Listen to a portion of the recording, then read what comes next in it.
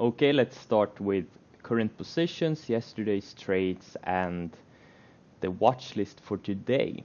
So this call, I've been in this thing since 6:55, as you know, and today it just woke up and made a decent move, about 25% or so, and it looks like it's gapping up in after hours, close to $9. So I sold about 20% of my shares. I had a small position to begin with because it's a pretty thin stock usually, so I didn't want to get stuck with size on a thin name. But again, yesterday volume came in and made a big move. And as I said before, I think this thing can go to 10, 12 or something. So I'll keep selling on the way up.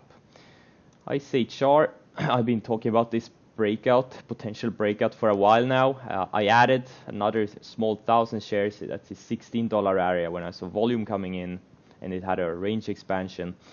And again, if this was more liquid, I would be doing much more size on this thing, but it just trades like 100,000 shares on average or something like that. And I think this thing can go to 18, 20. Why not? I'm already up like 40, almost 50% of my initial position.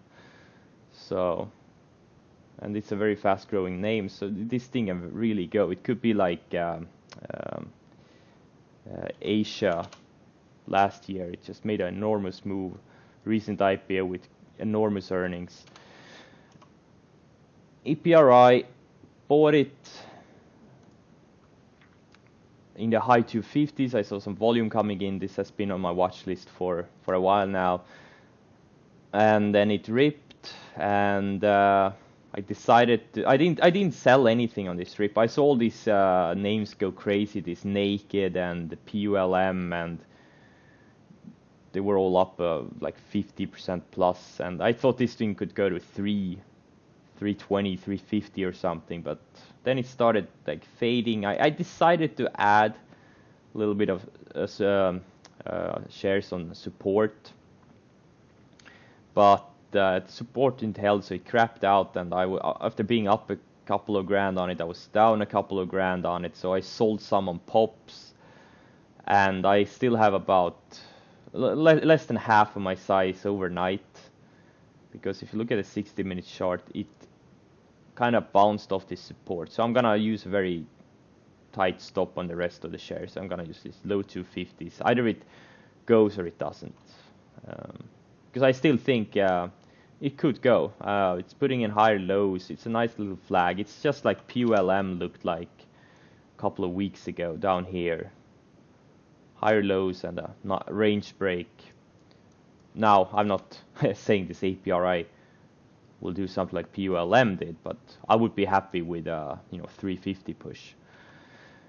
PTLA, I've been long since 2650. Woke up today. This one has some really good earnings. A little bit of a turnaround situation here.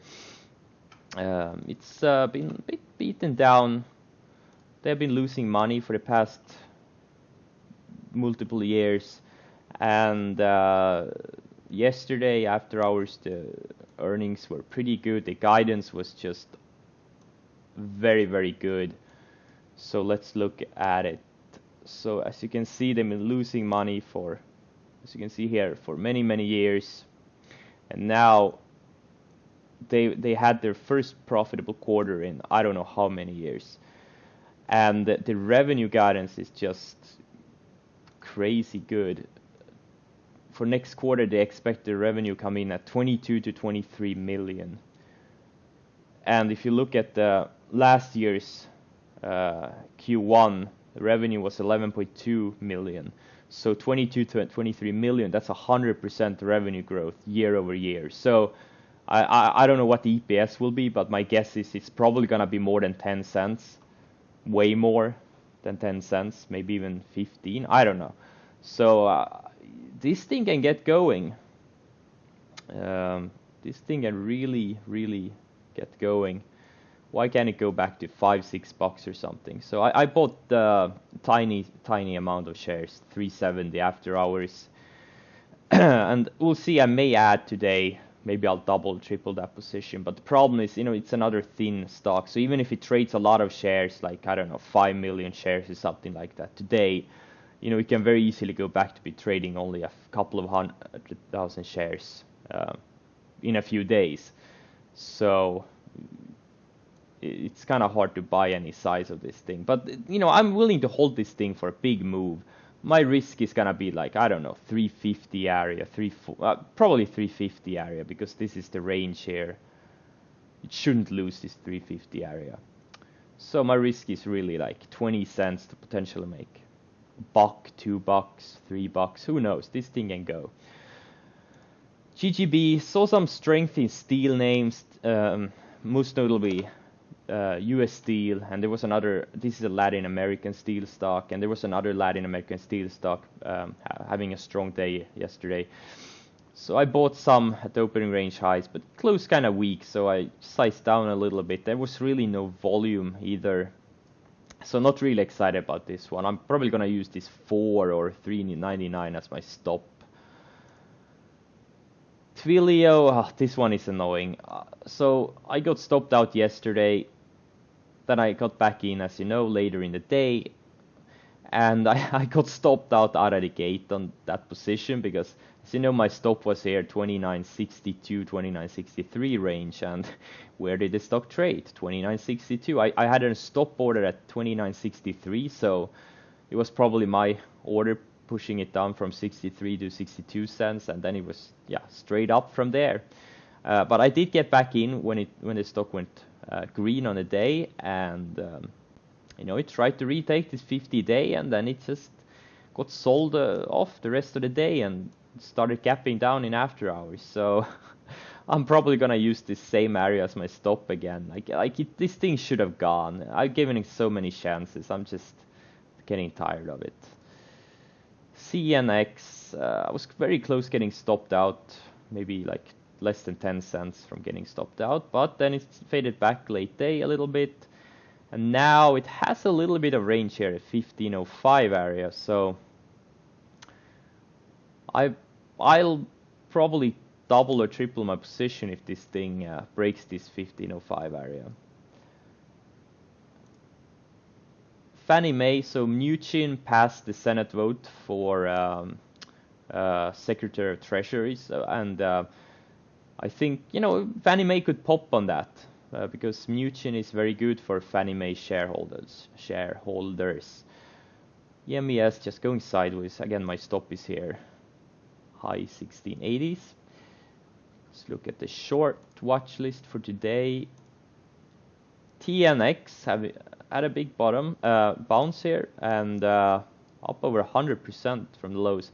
I think if it can push to like 120s or something today, could be a good mean reversion candidate. Very liquid, so this is something you can risk like 3-5 cents to potentially make 20-30 cents and do some decent size. AMC starting to stock this one. It's ultra illiquid, but if it can get up to like 120, 150 and get 100,000 in volume or something, that would be interesting. I did short it on this day here, and here it actually had like almost 300,000 in volume, and it had a big move intraday. Had like a $20 move intraday. So even with a small 1,000 shares, you can make a lot of money or lose a lot of money. So the volume really needs to pick up. Otherwise, I won't be interested. If it goes like 120 or something like that with this kind of volume, I won't trade it. PNAT waking up. As you know, I had big trades on these 2 days. On this one, it's a pure pump. If it can extend to 450, I'll be interested in shorting this one. Wins, another pump promotion kind of a name. Very high priced. Again, volume is very low, but I was hoping for this one to go to like 1,000 or something, but there was some seeking alpha hit piece coming out and it's faded, and I'm just putting it in another watch list. I'll probably look back a few days from now and see if it has gone higher. This one, nah, there's nothing here yet. AMD close kind of weak. I would have preferred a stronger close and then push out at the gate to 13 plus, but right now probably nothing I'm gonna look at out of the gate. This is just on watch. There's nothing here yet. I'm thinking maybe a range break to the downside could mean revert to the base, but needs to get tighter. Tesla, same thing. CNX I already talked about. REN, nah, nothing here. Cara was a big miss today. I had this, yesterday. I had it on watch at the open, but it just tanked out of the gate, and I took it off radar. I was so busy with other names. Then I looked back, it was here, high 16s. I'm like, okay, hopefully this thing takes out previous day's highs, goes to like 1750, 18. Then I looked back again, this thing was in the like mid 15s, and I just totally missed this one.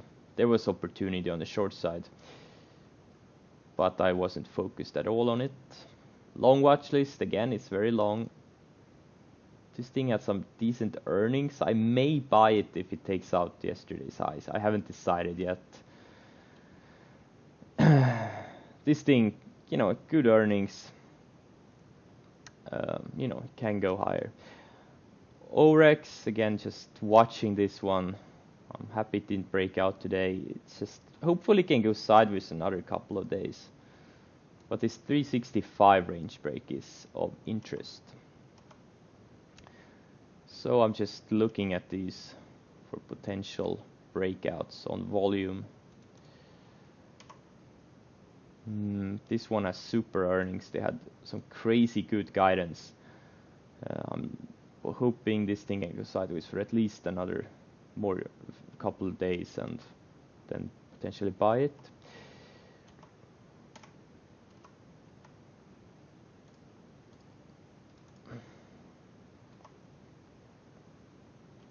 So this LGCY broke down from my breakout buy, but it's still holding the 50-day, and ideally it goes sideways for a few more days and then breaks out again. And I won't do 20,000 shares this time. I learned my lesson.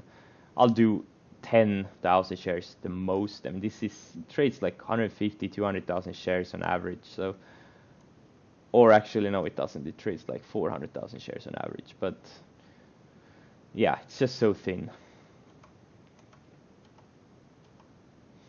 A lot of recent IPOs, and one of the reasons why there's so many names on the breakout watch list right now is that the market has been going sideways. So the market itself is flagging. So that's why there are so many flags on stocks also. So if the market breaks out, a lot of these names will break out with the market and vice versa. This NAK is flagging. I really think this thing can go to 4 or 5 or something. With a catalyst I've been talking about before. One of my earliest videos I talked about this one. So yeah.